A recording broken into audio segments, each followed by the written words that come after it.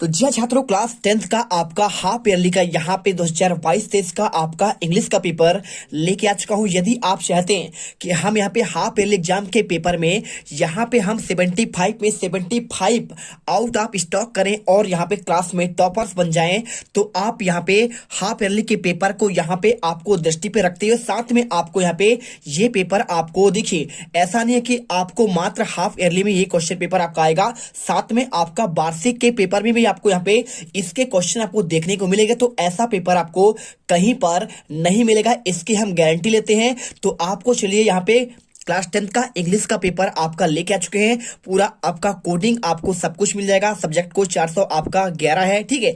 तो आपको यहाँ पे हर एक क्वेश्चन का आंसर आपको प्रोवाइड कराऊंगा। अच्छे से पढ़िए और देखिए 3 घंटा का आपका पेपर होगा और आपको यहाँ पे 16 क्वेश्चन रहेंगे। चलिए फटाफट इनके आंसर करते हैं और आपका पेपर दिखाते हैं और साथ में उसका सॉल्यूशन भी आपको देते हैं।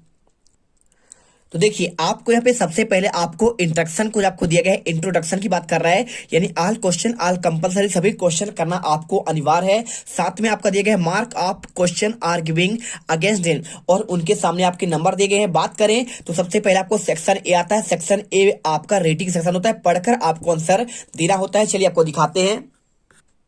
तो देखिए, आपको यहाँ पे सबसे पहले आपको मिलेगा यहाँ पे आपका सेक्शन ए, और सेक्शन ए में आपको 5 नंबर का क्वेश्चन मिलेगा। इसे पढ़ना है और इसके बाद आपको इसका आंसर देना है। तो देखिए, सबसे पहले आपको क्वेश्चन आपका 1 आएगा और क्वेश्चन 1 आपका देखिए 5 नंबर का होगा। इसे आपको read and passage carefully and answer the given rule, आपको पढ़कर इसका आंसर देना है। कैसे देंगे? You must heard the name of the red cross. देखिए, आपको यहाँ पे रेड क्रॉस के बारे में आपको एक पैराग्राफ दिया गया है, आपका पैसेज दिया है द रेड क्रॉस राष्ट्र। तो देखिए, आपको यहाँ पे सिंपल तरीके से आपका क्वेश्चन 1 में read the passage carefully and answer the question given, यानी आपको पढ़कर आंसर देना है। बहुत सिंपल आपको है, बस आप दिल से समझिए और यहाँ पे हर एक क्वेश्चन आपका क्लियर हो जाएगा। 5 number question, you must have heard the name of red cross, यानी आपका यहाँ पे बात कर रहा है किसके, आपने सुना होगा। बोल रहा है क्या आपने सुना है रेड क्रॉस सोसाइटी का नाम? The red cross society is an international organisation, और यह आपका एक अंतरराष्ट्रीय आपका संगठन है, ऑर्गेनाइजेशन यानी आपका संगठन। It um is very noble, और इसका आपका जो एम है बहुत ही आपका सिंपल है। It's help of Mankind suffering from disaster, और ये हमें हेल्प करता है किसमें? सफरिंग आप करने के लिए। डिजास्टर यानी आपका जो आपका आपदा आता है, जैसे आपका अर्थक्वेक यानी आपका भूकंप, फ्लड यानी होता है आपका बाढ़, और फेमाइन आपका यहाँ पे ऐसे बहुत सारे आपका आपदा, ठीक है। तो इट्स हेल्प। इसके बाद देखिए sick and bounded during wars, और साथ में आपका युद्ध स्तर पर भी आपका कार्य करता है। It's help without consideration of nationality, और यह बिना किसी राष्ट्रीयता के आपका कार्य करता है, यानी आपका यहाँ पे ऐसा कुछ नहीं है कि आपका कोई आपका राष्ट्र चला रहा है, यहाँ पे ये बिना आपके राष्ट्र को यहाँ पे ध्यान पे रखकर आपका चलाते हैं। देखिए क्या करते हैं, क्राइड और कलर, इसका आपका कोई आपका नेशनलिटी नहीं है, ना तो आपका क्राइड है ना तो कलर है। देखिए, sir Henry Dunant founded the red cross society 1863, यानी 1863 में रेड क्रॉस सोसाइटी आपका हेनरी डुनांट नामक एक व्यक्ति थे, इन्होंने इसकी स्थापना की। कहां पे? स्विट्जरलैंड में 1863 में। 1920 में देखिए भारत में भी इसकी स्थापना हुई, इंडियन रेड क्रॉस सोसाइटी की। देखिए इसके बाद देखिए include Sprite red cross society student junior red cross बाज स्टार्टेड, और इसके बाद देखिए कैन बी एलरोड, आपका पूरा इसमें लिखा है। देखिए जूनियर रेड क्रॉस सोसाइटी आपका जीआरसी, इसका मोटो क्या है? आपका ध्येय। मोटो यानी आपका होता है ध्येय होता है, और ध्येय की बात करें तो आपका इसका जीआरसी इज आई सर्व, यानी आपको सेवा देना। आपको यहाँ पे समझकर पूरा आंसर चलिए करते हैं। और देखिए जीआरसी कॉल्ड इज काउंसलर, आपका यहाँ पे जो आपका टीचर इंचार्ज थे आपका काउंसलर कहलाते थे। इसके बाद आपका पूरा आपको आंसर दिया है। बात करें इसमें आंसर की, देखिए पहला क्वेश्चन मैंने आपका इसमें आंसर भी आपको यहाँ पे लगाकर पूरा आपको लेके आया हूँ, जिससे आपको यहाँ पे परेशानी ना हो समझने में। देखिए red cross society is an क्या है? National organisation, local organisation, international organisation. तो आंसर आपको यहाँ पे इंटरनेशनल ऑर्गेनाइजेशन करना है। इसके बाद देखिए who founded the red cross society, तो आपको ऐसा ही आपको पैसेज मिलेगा और ऐसा ही आपको आंसर करना है, ठीक है।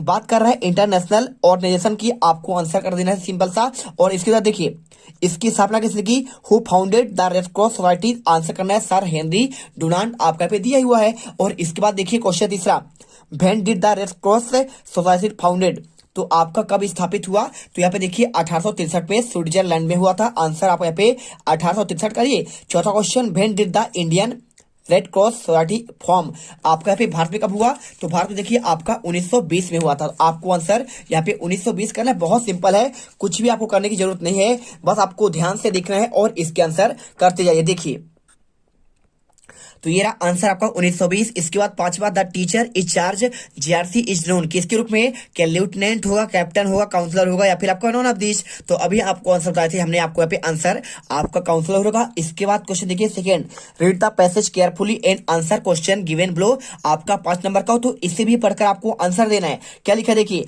The great pyramid of Giza is one of the world most amazing landmark. ठीक है, बात कर रहे हैं आपका ग्रेट पिरामिड, यानी आपने सुना होगा पिरामिड के बारे में, विश्व का सबसे आपका देखिए जो आपका गीजा में है, गीजा कहाँ आपका मिस्र में है, तो आपका दुनिया का सबसे आपका अद्भुत आपका ये पिरामिड है, rising high above Sahara desert, और है कहाँ पे आपका सहारा डेजर्ट, यानी आपका सहारा मरुस्थल में है।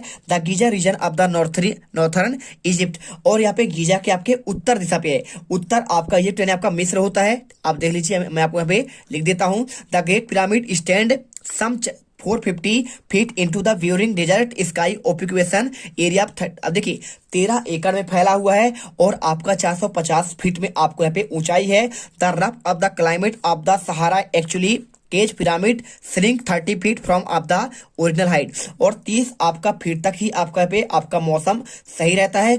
द पिरामिड इज वास amazing feet of the engineering, और यहाँ पे देखिए इंजीनियरिंग का आपका बहुत ही अद्भुत आपका नमूना है।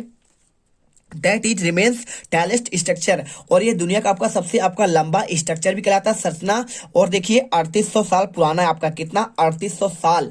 और the entire pyramid is original, आपने फिल्म देखा होगा, यहाँ पे आपको आपने मम्मी देखा ना, द मम्मी आपने फिल्म देखा होगा, या आपका देखिए उसी की बात कर रहा है, वो उसी पिरामिड की बात कर रहा है। और यहाँ पे देखिए इसके बाद देखिए most Egyptologist of the scientist of study ancient Egypt agree the great pyramid built around 2560 ईसा पूर्व की बात कर रहा है, लिटिल मोर देन 4500 साल आपका उसके पहले का भी हो सकता है। 10th of 1000 of the worker, देखिए 10,000 लोग इसे बनाने में आपका 20 साल तक मेहनत किए थे इसे बनाने में। द पिरामिड इस कंटेंस, यानी आपको देखिए कितने 10,000 लोगों ने आपको इसे बनाने का काम किया मिस्र की पिरामिड का, और साथ में आपको 20 साल इसे बनाने में समय लगा। और देखिए 20 मिलियन आपका 2 मिलियन, यानी आपका देखिए 20 लाख यहाँ पे आपका स्टोन यानी आपका पत्थर आपका यूज हुआ। साथ में आपको देखिए 2 या 3 टन आपका इसका वेट रहा होगा, 80 टन की बात कर रहा है, 2 से 3 टन से आपका 80 टन इसका आपका वेट था। The great pyramid Giza order by the Farah Kuju, देखिए फराह कुजू नामक व्यक्ति था, यहाँ पे आपका एक टॉम बना हुआ है। द बिजायर आपका एडवाइजर था, Hemon credit of the human pyramid architect था, और इसके उसने मतलब बनवाया था इसे। और इसके बाद पूरा आपको जानकारी यहाँ पे दिया गया है।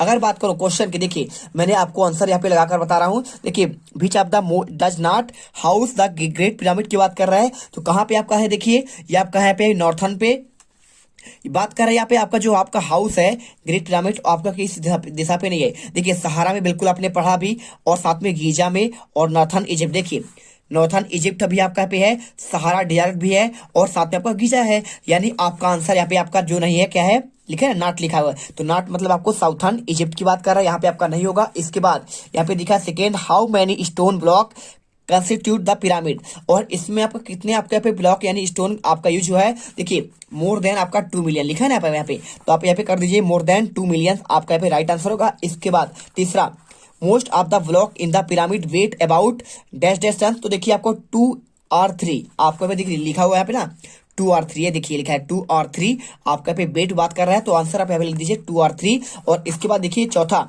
बीच of the following definition best describe meaning of the complex, तो कॉम्प्लेक्स का आपका इसमें मीनिंग क्या होगा आपको इस मैसेज के अकॉर्डिंग बताना है। तो अगर बात करूं कॉम्प्लेक्स का आपका मीनिंग, तो देखिए आपको यहाँ पे ऑप्शन दिए गए हैं, तो आपका ऑप्शन देखिए यहाँ पे मटेरियल्स लिखा है, साथ में आपका ग्रुप लिखा है पिरामिड और आर्मी, तो आपको राइट आंसर आपको यहाँ पे ग्रुप करना है। और इसके बाद आपका ग्रुप दिखा है ना, देखिए आपको इसी में आपको यहाँ पे ग्रुप लिखा हुआ है, ये देख लीजिए आपको यहाँ पे आंसर आपका ग्रुप्स आपको मिल जाएगा पूरे, आपको इसमें आंसर आपको ग्रुप वाला वर्ड आपको मिलेगा, और वही आपको इसमें आंसर बताना था। इसके बाद देखिए लास्ट क्वेश्चन आपका लिखा है इसमें, यहाँ पे लिखा question which of the following is false, कौन सा आपका गलत है, तो आपको आंसर देखिए आपको यहाँ पे Khufu was Hemon visitor and architect, देखिए आपको यहाँ पे आंसर जो दिया गया है आपका ये आपका सही होगा, और Hemon was a Khufu vizier and architect. देखिए the great pyramid last 7 wonder of the world, आपका ये भी आपका सही है। देखिए 7 अजूबे में आपका शामिल है आपका पे ग्रेट पिरामिड, ठीक है। और इसके साथ the pyramid took 10,000 worker about, देखिए 10,000 वर्कर काम किए थे, बिल्कुल आपका 20 साल तक, ये भी आपका सही है। और यहाँ पे Khufu was Hemon vizier an architect, देखिए इसको देखते हैं।